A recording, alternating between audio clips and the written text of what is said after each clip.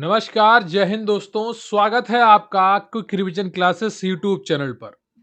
आज आपका जो टॉपिक है वो जो है जनसंख्या विस्फोट और जनसंख्या वृद्धि एवं नियंत्रण। इससे जुड़े जितने भी महत्वपूर्ण एमसीक्यू हैं आप दो पार्ट में करेंगे। आज पहला पार्ट कर रहे हैं, इसका अगला पार्ट आप कल करेंगे। तकरीबन 60 से 65 एमसीक्यू होंगे, जिसमें से 31 आज आप करने वाले हैं और शेष कल की क्लास में करेंगे। प्रश्न यहीं से आएंगे, पढ़ेंगे आप मेरे साथ तो आपको यकीन आएगा। लगातार पढ़ते रहिए। तैयारी आपकी 70 प्लस की है, आपका टारगेट 70 प्लस का है, तो बहुत ही अच्छे तरीके से आपको पढ़ना होगा। बहुत ही जल्दी अगले एक हफ्ते में आपकी शॉर्ट लिस्टिंग आ जाएगी, तो लगातार पढ़ाई करते रहिए, क्योंकि 15 दिसंबर से 20 जनवरी के बीच में कभी भी आपका एग्जाम हो सकता है। इसलिए पढ़ाई निरंतर जारी रखना बहुत ही महत्वपूर्ण है आपके लिए। तो चलिए बिना वक्त गवाए शुरू करते हैं आज का मॉक टेस्ट।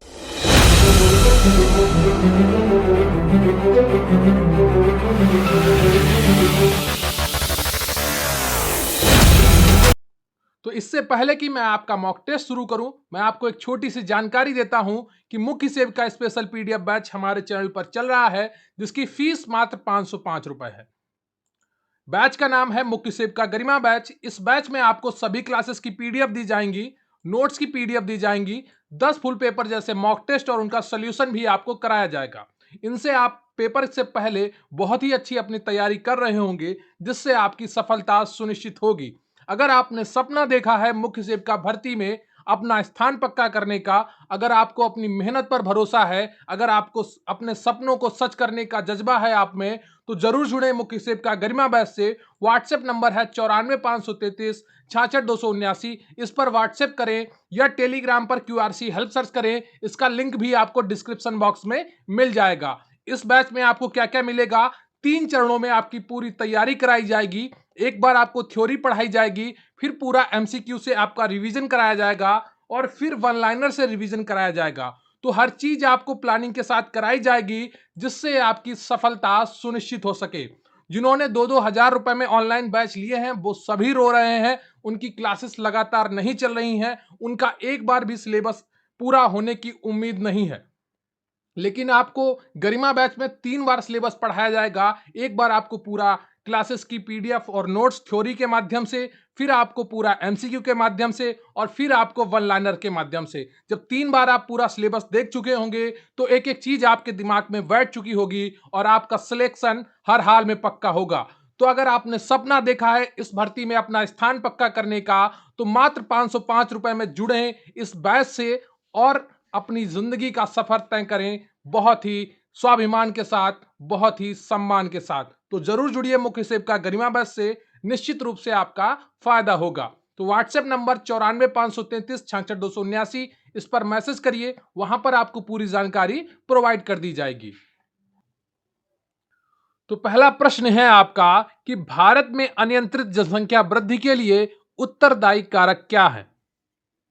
प्रश्न फिर से सुनिएगा कि भारत में अनियंत्रित जनसंख्या वृद्धि के लिए उत्तरदायी कारक क्या है।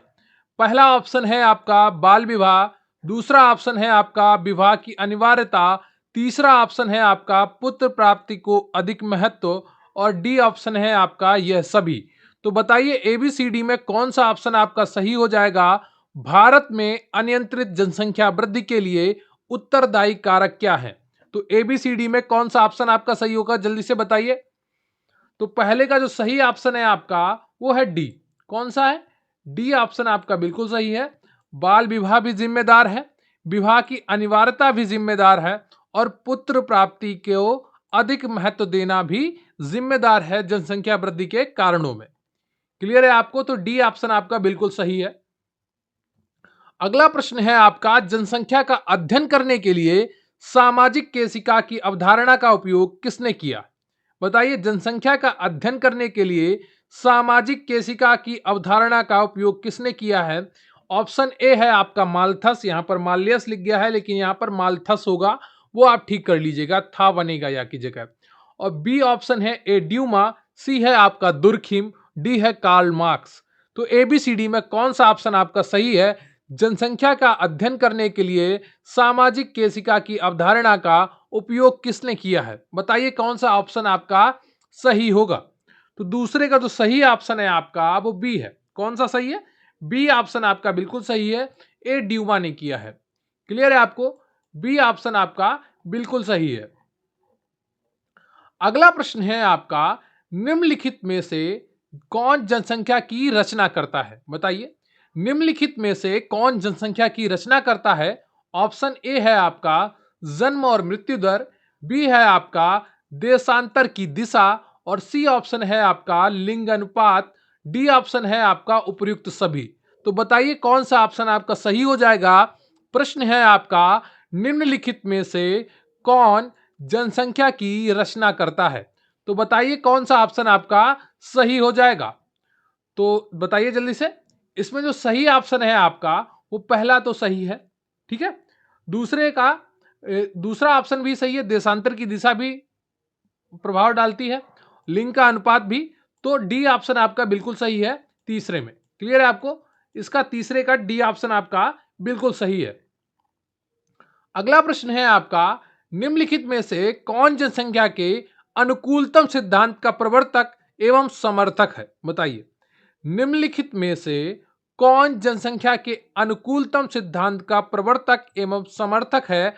ऑप्शन ए है आपका एडविन कैनन एंड रॉबिन्स, या option B Carl Saunders and Dalton, या ऑप्शन सी ए तथा बी दोनों, या ऑप्शन डी उपर्युक्त में से कोई नहीं। तो जल्दी से बताइए कौन सा ऑप्शन आपका सही हो जाएगा। निम्नलिखित में से कौन जनसंख्या के अनुकूलतम सिद्धांत का प्रवर्तक एवं समर्थक है? तो चौथे का जो सही ऑप्शन है आपका वो कौन सा है? सी ऑप्शन, ए तथा बी दोनों। क्लियर है आपको? सी ऑप्शन आपका बिल्कुल सही है चौथे का।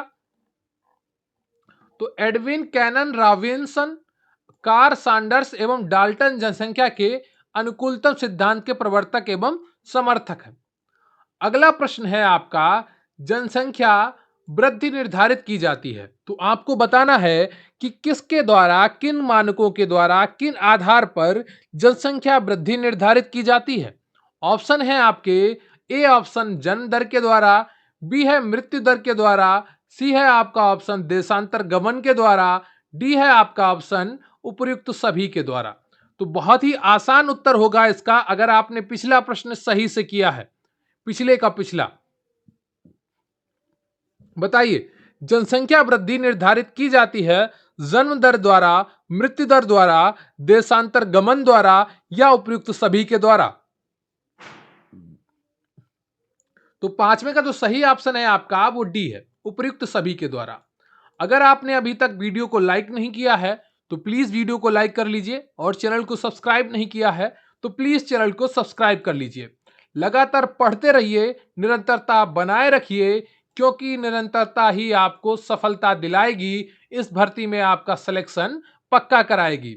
अगला प्रश्न है आपका, माल्थीसियन नियंत्रण को अन्यथा कहा जाता है। मतलब इसका प्रश्न का अर्थ है कि किस अन्य नाम से जाना जाता है माल्थीसियन नियंत्रण को?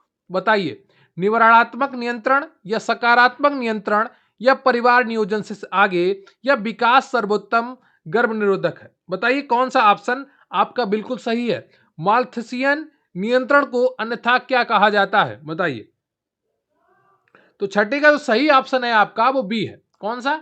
बी, सकारात्मक नियंत्रण को। क्लियर है आपको? सकारात्मक नियंत्रण कहा जाता है।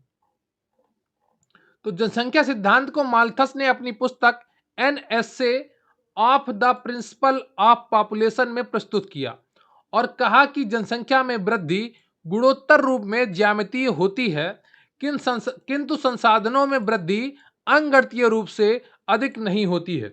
अतः अनिवार्यता वास्तविक जनसंख्या वृद्धि को संसाधनों की अपर्याप्तता द्वारा नियंत्रित किया जा सकता है। देखिए ये डिफिनीशन हो सकता है आपको कठिन लग रही हो, लेकिन जब आप एक दो बार पढ़ेंगे तो ये चीजें, इनमें से कुछ चीजें आपके दिमाग में बैठ जाएंगी, जिससे क्या होगा कि आप परीक्षा में ये प्रश्न सॉल्व कर पा रहे होंगे। तो पढ़ना जरूरी है ना। हर चीज रटी नहीं जा सकती, हर चीज समझी नहीं जा सकती, हर चीज की एक सीमा होती है। लेकिन हर चीज को जब बार बार पढ़ेंगे तो वो चीजें आसान हो जाएंगी, ये आप सदैव ध्यान रखिए। कोई भी चीज देखकर आप घबराइए नहीं। तो इस नियंत्रण के दो रूप में कार्य करता है। ये नियंत्रण कितने रूप में कार्य करता है? दो रूप में कार्य करता है। एक है आपका सकारात्मक नियंत्रण। इसमें बीमारी, भूख, बाढ़, अकाल, युद्ध आदि के कारण मृत्यु को सम्मिलित किया गया है। निरोधात्मक नियंत्रण क्या होता है? इसमें विलंब विवाह, ब्रह्मचर्य, परिवार नियोजन आदि साधनों का प्रयोग किया जाता है। क्लियर है आपको? तो ये चीजें आपको याद रखनी है। अगला प्रश्न है आपका, निम्नलिखित में से किस कारक के परिणाम स्वरूप जनसांख्यिकी खिड़की नहीं खुलती है? प्रश्न एक बार फिर से सुनिए, निम्नलिखित में से किस कारक के परिणाम स्वरूप जनसांख्यिकी खिड़की नहीं खुलती है?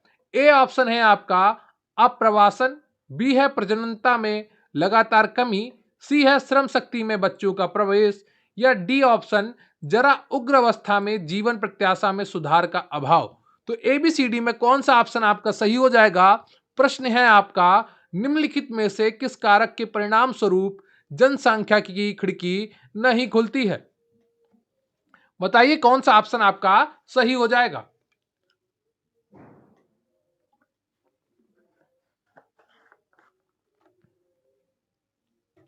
तो सातवें का जो सही ऑप्शन है आपका वो सी है। क्लियर है आपको? श्रम शक्ति में बच्चों का प्रवेश।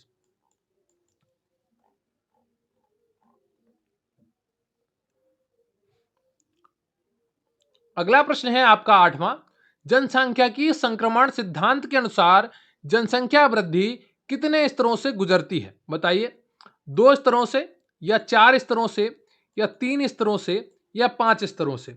अगर आपको कोई भी प्रश्न कठिन लग रहा हो तो आपको बिल्कुल भी घबराने की जरूरत नहीं है।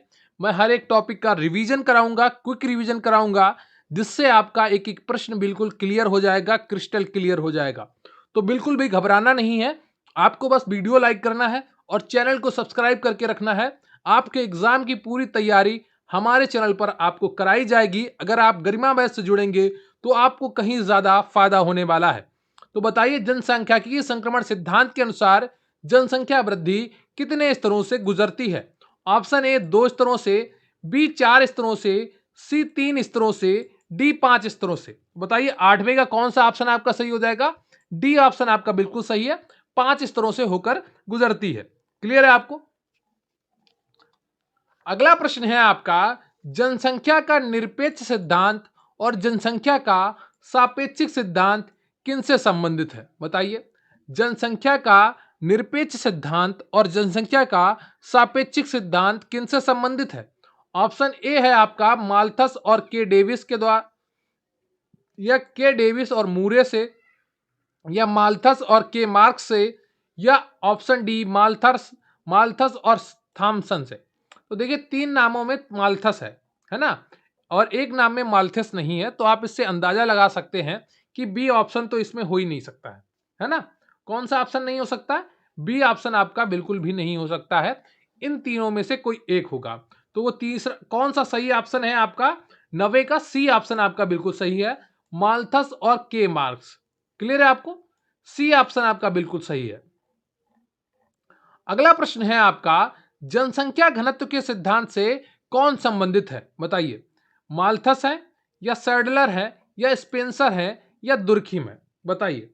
यहां पर दुर्खिम होगा, दुखम नहीं होगा, दुर्खिम होगा। क्लियर है आपको? दुर्खिम आप नाम ये रट चुके होंगे, कई बार मैंने आपको पढ़ाया है। दुर्खिम होता है। क्लियर है आपको? क्या होता है? दुर्खिम होता है। क्लियर है आपको? तो यहां पर दुर्खिम होगा, इसको आप ध्यान रखिएगा, दुखम नहीं होगा। बताइए, जनसंख्या घनत्व के सिद्धांत से कौन संबंधित है? तो 10वें का जो सही ऑप्शन है आपका वो डी है, दुर्खिम ही संबंधित है। क्लियर है आपको? डी दुर्खिम संबंधित है। तो दुर्खिम के यहां पर देखिए सही नाम लिखा है, यही सही नाम है। दुर्खिम के अनुसार श्रम विभाजन का प्रत्यक्ष संपर्क जनसंख्या घनत्व से है। ठीक है, दुर्खिम के अनुसार क्या है? श्रम विभाजन का प्रत्यक्ष संपर्क जनसंख्या घनत्व से है। इसके अनुसार जनसंख्या का बढ़ना श्रम विभाजन के विकास का कारण बन जाता है। क्लियर है आपको? इसके अनुसार क्या होता है? जनसंख्या का बढ़ना श्रम विभाजन के विकास का कारण बन जाता है। देखिए, अब आपका एग्जाम बहुत ही करीब आने वाला है, तो आपको अपनी पढ़ाई की जो गुणवत्ता है उसको बढ़ाना पड़ेगा। क्योंकि अभी आप जैसे तैसे पढ़ रहे थे, मन होता तो पढ़ लेते थे, लेकिन अब आपको चीजें कंठस्थ करनी चाहिए। तो उसी के अनुसार आप अपनी पढ़ाई में कुछ बदलाव लाइएगा जरूर। क्लियर है आपको? जनसंख्या का जैविकीय सिद्धांत किससे संबंधित है बताइए? स्पेंसर से या माल्थस से या ड्यूमा से या डेविस से? बताइए। मैं आपको बीच-बीच में मूल मंत्र देता रहूंगा ताकि आप अपनी पढ़ाई को और निखार सकें। तो लगातार मॉक टेस्ट करते रहिए, ये आपको बहुत ही फायदा देने वाले हैं आने वाली परीक्षाओं में। और कोशिश किया करिए इन मॉक टेस्ट को दोबारा बार-बार देखिए ताकि ये प्रश्न आपके दिमाग में पूरी तरीके से बैठ जाएं। तो प्रश्न है आपका, जनसंख्या का जैविकीय सिद्धांत किससे संबंधित है बताइए? स्पेंसर से है या माल्थस से है या ड्यूमा से है या डेविस से है? तो बताइए। गरिमा बैच में जो भी नए लोग जुड़ेंगे तो उनको घबराने की बिल्कुल भी जरूरत नहीं है। ये जनसंख्या विस्फोट और जनसंख्या वृद्धि और नियंत्रण वाला टॉपिक मैं उन्हें पुनः पढ़ाऊंगा, तो आपको इसका पूरा रिवीजन मिलेगा। बताइए, जनसंख्या का जैविकीय सिद्धांत किससे संबंधित है? स्पेंसर से या माल्थस से या ड्यूमा से या डेविस से? तो 11वें का जो सही ऑप्शन है आपका वो ए है, स्पेंसर से संबंधित है। क्लियर है आपको? किससे संबंधित है? स्पेंसर से संबंधित है। ए ऑप्शन आपका बिल्कुल सही है। प्रसिद्ध दार्शनिक और समाजशास्त्री हर्बर्ट स्पेंसर ने अपनी पुस्तक द प्रिंसिपल्स ऑफ बायोलॉजी में जनसंख्या जैविक सिद्धांत का प्रतिपादन किया है। क्लियर है आपको? किसमें किया है? कौन सी किताब में? द प्रिंसिपल ऑफ बायोलॉजी में जनसंख्या के जैविक सिद्धांत का प्रतिपादन किसने किया है? हर्बर्ट स्पेंसर ने। क्लियर है आपको? आपका अगला प्रश्न है, भारतीय प्रसंग में मलिन बस्ती की जनसंख्या में वृद्धि यह बताती है। बताइए क्या बताती है? भारतीय प्रसंग में मलिन बस्ती की जनसंख्या में वृद्धि यह बताती है, क्या बताती है? ग्रामीण गरीबी का विस्तार या ग्रामीण संपन्नता का विस्तार या शहरी संपन्नता का विस्तार या उपरोक्त में से कोई नहीं? बताइए एबीसीडी में कौन सा ऑप्शन आपका बिल्कुल सही है? भारतीय प्रसंग में मलिन बस्ती की जनसंख्या में वृद्धि यह बताती है, बताइए क्या बताती है? 12वें का कौन सा ऑप्शन आपका सही हो जाएगा? जल्दी से बताइए। तो 12वें का जो ऑप्शन आपका सही है वो ए है, ग्रामीण गरीबी का स्तर। क्लियर है आपको? ए ऑप्शन आपका बिल्कुल सही है। अगला प्रश्न है आपका, भारत में जनसंख्या शिक्षा में निम्न में किस पर ध्यान केंद्रित नहीं किया गया है? बताइए। भारत में जनसंख्या शिक्षा में निम्न में किस पर ध्यान केंद्रित नहीं किया गया है? ऑप्शन ए है आपका शहरीकरण और पर्यावरण संबंधी समस्याओं के प्रति जागरूकता पैदा करना, या ऑप्शन बी आपका जनसंख्या गतिकी पर जागरूकता विकसित करना, या ऑप्शन सी जनसंख्या नियंत्रण के लिए मुख्य उपाय तैयार करना, या ऑप्शन डी जनसंख्या नीति के संबंध में ज्ञान सृजन करना। तो बताइए एबीसीडी में कौन सा ऑप्शन आपका सही हो जाएगा? भारत में जनसंख्या शिक्षा में निम्न में से किस पर ध्यान केंद्रित नहीं किया गया है? बताइए 13वें का कौन सा ऑप्शन आपका सही है? 13वें का जो सही ऑप्शन है आपका वो ए है। क्लियर है आपको? शहरीकरण और पर्यावरण संबंधी समस्याओं के प्रति जागरूकता पैदा करना, इस पर नहीं केंद्रित किया गया है। अगला प्रश्न है आपका, स्थायी जनसंख्या संरचना के लिए निम्नलिखित में से एक प्रक्रिया का चयन करें।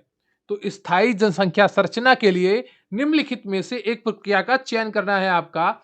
ऑप्शन ए है आपका स्थिर जन्म दर और मृत्यु दर, मतलब दोनों चीजें स्थिर हैं, या बढ़ती हुई जन्म दर और बढ़ती हुई मृत्यु दर, अर्थात कि दोनों चीजें बढ़ रही हैं, या घटती हुई जन्म दर और बढ़ती हुई मृत्यु दर, मतलब जन्म दर तो घट रही है पर मृत्यु दर बढ़ रही है, या ऑप्शन डी स्थिर जन्म दर और घटती हुई मृत्यु दर। बताइए इनमें से कौन सा ऑप्शन आपका सही हो जाएगा? स्थायी जनसंख्या संरचना के लिए निम्नलिखित में से एक प्रक्रिया का चयन करें। तो जिसमें जनसंख्या स्थायी रहेगी उस प्रक्रिया का चयन करना है आपको। बताइए। तो 14वें का जो सही ऑप्शन है आपका वो ए है। कौन सा? ए ऑप्शन आपका सही है, स्थिर जन्म दर और मृत्यु दर। क्लियर है आपको? ए ऑप्शन आपका बिल्कुल सही है। उत्प्रवास संबंधित है। बताइए उत्प्रवास किससे संबंधित है? 15वां प्रश्न है आपका, ए ऑप्शन जनसंख्या से, बी ग्रामों से, सी नगरों से, डी उपयुक्त सभी से। तो बताइए एबीसीडी में कौन सा ऑप्शन आपका सही है? उत्प्रवास किससे संबंधित है? देखिए उत्प्रवास क्या होता है? अपने देश से बाहर दूसरे देश में जाकर बसने की क्रिया या पद्धति क्या कहलाती है? उत्प्रवास कहलाती है। तो इसका कौन सा ऑप्शन आपका सही हो जाएगा? अब तो आप सही बता रहे होंगे, ए ऑप्शन सही होगा। ठीक है, 15वें का कौन सा ऑप्शन आपका सही हो जाएगा? ए ऑप्शन बिल्कुल सही है। अगर आपने अभी तक वीडियो को लाइक नहीं किया है तो प्लीज वीडियो को लाइक कर लीजिए और चैनल को सब्सक्राइब कर लीजिए। भाई इतना तो किया करिए, काफी मेहनत लगती है आपके लिए मेहनत करने में, है ना? तो मेहनत आप भी करते रहिए क्योंकि आपकी परीक्षा बहुत ही नजदीक है, किसी भी दिन आपकी डेट आ सकती है। अगला प्रश्न है आपका 16वां, अंतरराष्ट्रीय स्तर पर कौन सी संस्था भारत को जननांकिकी के अध्ययन हेतु सहायता प्रदान करती है? बताइए, अंतरराष्ट्रीय स्तर पर कौन सी संस्था भारत को जननांकिकी के अध्ययन हेतु सहायता प्रदान कर रही है? ऑप्शन ए है आपका विश्व स्वास्थ्य संगठन, बी है अंतरराष्ट्रीय बाल आपात कोष, सी है आपका यूनेस्को और डी है ए और बी दोनों। तो बताइए एबीसीडी में कौन सा ऑप्शन आपका सही है? अंतरराष्ट्रीय स्तर पर कौन सी संस्था भारत को जननांकिकी के अध्ययन हेतु सहायता प्रदान कर रही है? बताइए एबीसीडी में कौन सा ऑप्शन आपका सही है? बताइए 16वें का कौन सा ऑप्शन आपका सही होगा? तो 16वें का जो सही ऑप्शन है आपका, वो ए भी सही है, वो बी भी सही है। तो इसका अर्थ हुआ कि डी ऑप्शन आपका बिल्कुल सही हो जाएगा, ए और बी दोनों। विश्व स्वास्थ्य संगठन और अंतरराष्ट्रीय बाल आपात कोष दोनों सहायता प्रदान कर रहे हैं। ठीक है, अगला प्रश्न है आपका, निम्नलिखित में से किसने जनसंख्या घनत्व का को विभाजन से संबद्ध बताया है? बताइए, निम्नलिखित में से किसने जनसंख्या को विभाजन से संबद्ध बताया है? जनसंख्या घनत्व को विभाजन से संबद्ध बताया, बताइए। ऑप्शन ए हर्बर्ट स्पेंसर, या बी एडम स्मिथ, या सी दुर्खिम, या डी मैक्स वीवर। तो बताइए एबीसीडी में कौन सा ऑप्शन आपका सही हो जाएगा, जल्दी से बताइए। हाँ, 17 का सी ऑप्शन आपका बिल्कुल सही है, बिल्कुल सही है। जनसंख्या घनत्व को विभाजन से संबंध किसने बताया है? दुर्खिम ने। क्लियर है आपको? दुर्खिम का मत था कि प्राचीन समाज में श्रम विभाजन स्पष्ट नहीं था और समाज सरल था, सामाजिक आवश्यकताएं भी कम थीं, इससे समाज के अंगों के कार्य सीमित थे। जैसे जैसे जनसंख्या हमारी आवश्यकताएं बढ़ी, वैसे वैसे श्रम विभाजन और विशिष्टीकरण की भी आवश्यकता बढ़ने लगी। इससे समाज के अंगों के बीच परस्पर निर्भरता बढ़ने लगी। क्लियर है आपको? तो सी ऑप्शन आपका बिल्कुल सही है, दुर्खिम का। अगला प्रश्न है आपका, निम्नलिखित में से कौन सर्वाधिक जनसंख्या वाला देश है? ऑप्शन ए है आपका भारत, बी है रूस, सी है चीन और डी है आपका संयुक्त राज्य अमेरिका। तो एबीसीडी में कौन सा ऑप्शन आपका सही हो जाएगा, जल्दी से बताइए। निम्नलिखित में से कौन सर्वाधिक जनसंख्या वाला देश है? ए भारत, बी रूस, सी चीन, डी संयुक्त राज्य अमेरिका। तो एबीसीडी में कौन सा ऑप्शन आपका सही है, जल्दी से बताइए। तो 18 का जो सही ऑप्शन है आपका, वो सी है। कौन सा है? सी ऑप्शन आपका बिल्कुल सही है, 18 का। क्लियर है आपको? चीन की जनसंख्या अभी वर्तमान में सबसे अधिक है। तो वर्ष 2011 की जनगणना के अनुसार विश्व को सर्वाधिक जनसंख्या वाला देश, ठीक है, विश्व का सर्वाधिक जनसंख्या वाला देश कौन है? चीन है। उसके बाद भारत, तब संयुक्त राज्य अमेरिका का स्थान आता है। क्लियर है आपको? चीन में विश्व की जनसंख्या का 18.72% एवं भारत में विश्व की जनसंख्या का 17.5% भाग पाया जाता है। क्लियर है आपको? तो ये चीजें आपको ध्यान रखनी है, यहां से आपके प्रश्न बनेंगे और हर हाल में बनेंगे। अगला प्रश्न है आपका, 5000 जनसंख्या से कम वाली बस्ती को क्या कहते हैं? बताइए, 5000 जनसंख्या से कम वाली बस्ती को क्या कहते हैं? क्या ग्रामीण कहते हैं, या नगरीय कहते हैं, या जनजातीय कहते हैं, या ग्रामीण नगरीय कहते हैं? बताइए एबीसीडी में कौन सा ऑप्शन आपका सही हो जाएगा। तो 19 का जो सही ऑप्शन है आपका, वो ए है। क्या कौन सा है? ए ऑप्शन आपका बिल्कुल सही है। 5000 जनसंख्या से कम वाली बस्ती को ग्रामीण कहा जाता है। क्लियर है आपको?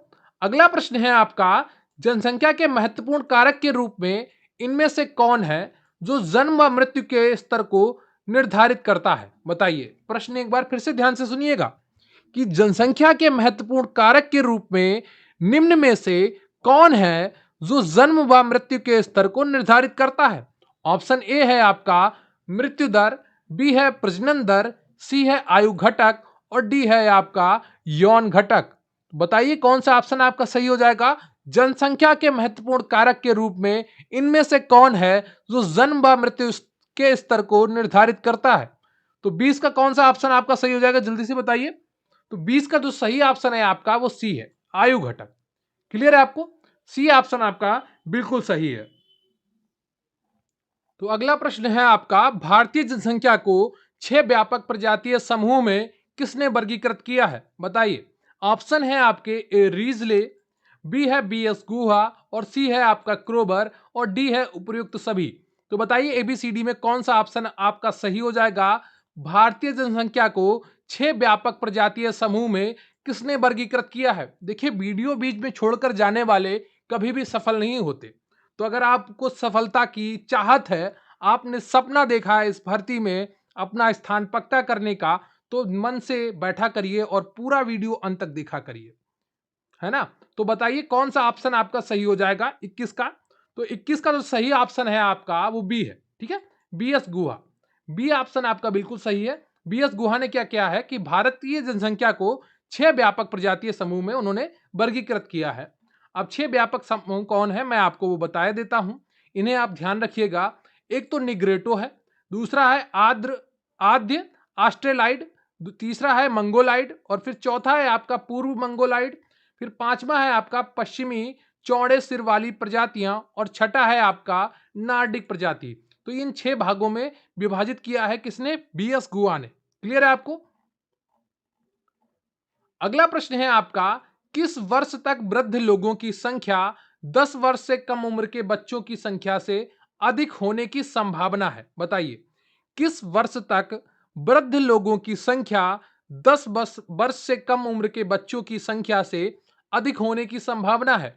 ऑप्शन ए है आपका 2030, बी है 2040, सी है आपका 2050, और डी है आपका 2060।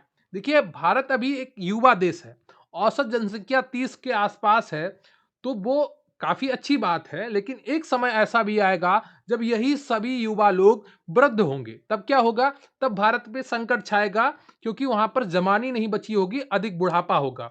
तो प्रश्न आपका है, किस वर्ष तक वृद्ध लोगों की संख्या 10 वर्ष से कम उम्र के बच्चों की संख्या से अधिक होने की संभावना है? तो 22 का जो सही ऑप्शन है आपका वो ए है। क्लियर है आपको? 2030, 10 वर्ष बाद ऐसा हो जाएगा। क्लियर है आपको? अभी तो 8 वर्ष ही बचे हैं। 2030। अगला प्रश्न है आपका, प्रति 100 की जनसंख्या में 60 वर्ष और उससे अधिक की उम्र वाली तथा 0 से 14 वर्ष की उम्र वाली जनसंख्या का अनुपात क्या कहलाता है? तो देखिए, ऐसे प्रश्न आपको बहुत ही ध्यान से परीक्षा में पढ़ने होंगे, तभी आप सही से कर पाएंगे। क्योंकि सावधानी हटी और दुर्घटना घटी वाली स्थिति हो जाती है परीक्षा में, अगर हम ध्यान से प्रश्नों को ना पढ़ें। तो इस प्रश्न को एक बार फिर से ध्यान से पढ़िएगा, सुनिएगा कि प्रति 100 की जनसंख्या में 60 वर्ष और उससे अधिक की उम्र वाली तथा 0 से 14 वर्ष की उम्र वाली जनसंख्या का अनुपात क्या कहलाता है? बताइए। युवा उम्र निर्भरता कहलाता है, या जरा उम्र निर्भरता कहलाता है, या जरण सूचकांक कहलाता है, या निर्भरता अनुपात कहलाता है? तो बताइए एबीसीडी में कौन सा ऑप्शन आपका सही हो जाएगा? तो 23 का जो सही ऑप्शन है आपका वो सी है। कौन सा? सी ऑप्शन आपका बिल्कुल सही है। इसे जरण सूचकांक कहते हैं। क्या कहते हैं? जरण सूचकांक। क्लियर है आपको? तो एजिंग इंडेक्स, यानी कि इंग्लिश में इसको एजिंग इंडेक्स कहते हैं, इतना आप ध्यान रखिएगा, ठीक है? और हिंदी में जड़ सूचकांक कहते हैं। एक विशिष्ट आबादी में 15 वर्ष से कम तथा 60 वर्ष या उससे अधिक उम्र के प्रति 100 व्यक्तियों की संख्या के अनुपात को संदर्भित करता है। क्लियर है आपको? क्वेश्चन नंबर 24 है आपका, संयुक्त राष्ट्र के सदस्य राज्यों द्वारा विश्व जनसंख्या कार्य योजना का प्रारूप कहां तैयार और स्वीकार किया गया था? बताइए। ऑप्शन ए है आपका मेक्सिको सम्मेलन, बी है बुखारेस्ट सम्मेलन, सी है आपका काहिला सम्मेलन, और डी है आपका कोपेनहेगन शिखर सम्मेलन। तो बताइए कौन सा ऑप्शन आपका सही हो जाएगा? संयुक्त राष्ट्र के सदस्य राज्यों द्वारा विश्व जनसंख्या कार्य योजना का प्रारूप कहां तैयार और स्वीकार किया गया था? बताइए कौन सा ऑप्शन आपका सही हो जाएगा? तो 24 का जो सही ऑप्शन है आपका वो बी है। कौन सा? बी ऑप्शन आपका बिल्कुल सही है, बुखारेस्ट सम्मेलन। क्लियर है आपको? बी ऑप्शन आपका बिल्कुल सही है। तो तीसरे विश्व जनसंख्या सम्मेलन 19 से 30 अगस्त 1974 में हुआ था। यह बुखारेस्ट रोमानिया में आयोजित हुआ था। क्लियर है आपको? यहां पर 135 देशों के प्रतिनिधियों ने हिस्सा लिया था। अगला प्रश्न है आपका, भारत में दोहरी रिपोर्टिंग प्रणाली के पद्धति विज्ञान का संबंध है? बताइए किससे संबंध है? भारत में दोहरी रिपोर्टिंग प्रणाली के पद्धति विज्ञान का संबंध किससे है? ऑप्शन ए है आपका महत्वपूर्ण पंजीकरण प्रणाली से, बी है राष्ट्रीय प्रतिदर्श सर्वेक्षण से, या ऑप्शन सी है आपका प्रतिदर्श पंजीकरण प्रणाली से या जनगणना से। तो बताइए कौन सा ऑप्शन आपका सही हो जाएगा।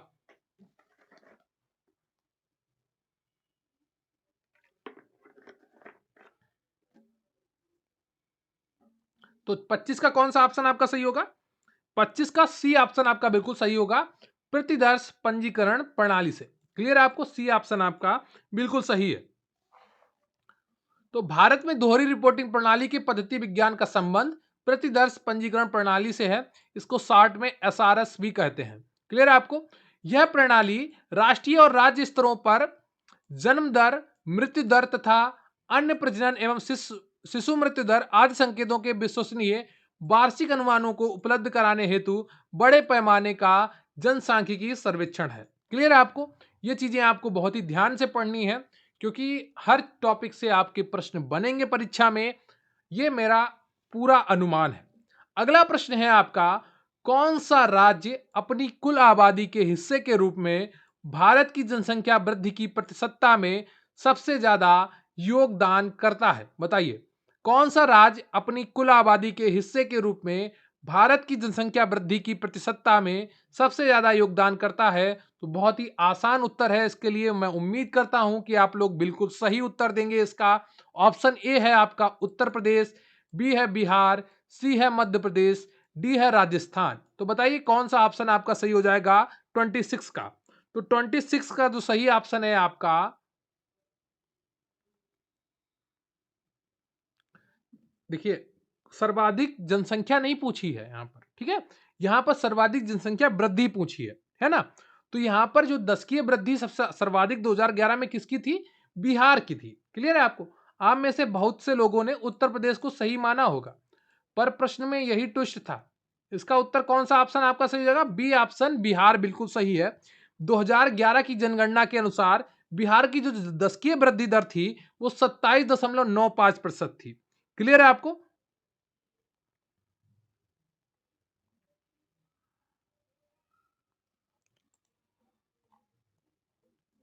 ठीक है। तो इन ऑप्शनों के अनुसार बिहार है, लेकिन जो सर्वाधिक दशकीय वृद्धि दर थी वो मेघालय की थी। ठीक है, आप ये ध्यान रखिएगा, जो ये ऑप्शन दिए गए हैं इसमें बिहार है ना। अगला प्रश्न है आपका, भारत में किस वर्ष जनन और बाल स्वास्थ्य उपागम पहली बार अपनाया गया था। बताइए भारत में किस वर्ष जनन और बाल स्वास्थ्य उपागम पहली बार अपनाया गया था। ऑप्शन ए है आपका 1995, बी 2000, सी 1990, डी 2005। तो एबीसीडी में कौन सा ऑप्शन आपका सही हो जाएगा। भारत में किस वर्ष जनन और बाल स्वास्थ्य उपागम पहली बार अपनाया गया था। तो आपके ऑप्शन जो सही है 27 का, वो ए है। कौन सा सही है, ए ऑप्शन आपका बिल्कुल सही है, 1995।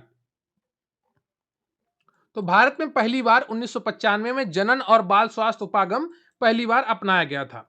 अगला प्रश्न है आपका, विभिन्न देशों में विभिन्न कारणों से अपने देश सॉरी प्रश्न थोड़ा ध्यान से सुनिएगा, कि अपने देश में विभिन्न कारणों से उच्च स्त्री मृत्यु दर के सांख्यिकीय प्रभाव के संदर्भ में मिसिंग वुमेन की संकल्पना का प्रतिपादन निम्नलिखित में से किसने किया था। बताइए मिसिंग वुमेन की संकल्पना, यानी कि जो उच्च स्त्री मृत्यु दर थी, वो सांख्यिकीय प्रभाव के संदर्भ में एक संकल्पना प्रतिपादित की गई थी मिसिंग वुमेन, वो किसके द्वारा की गई थी ये आपको बताना है।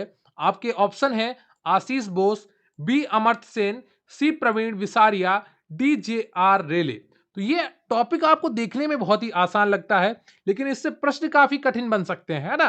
तो ये प्रश्न उनमें से एक है। अगर आपको आता है तो आप बड़ी आसानी से कर पाएंगे, इसको नहीं आता है तो फिर नहीं कर पाएंगे।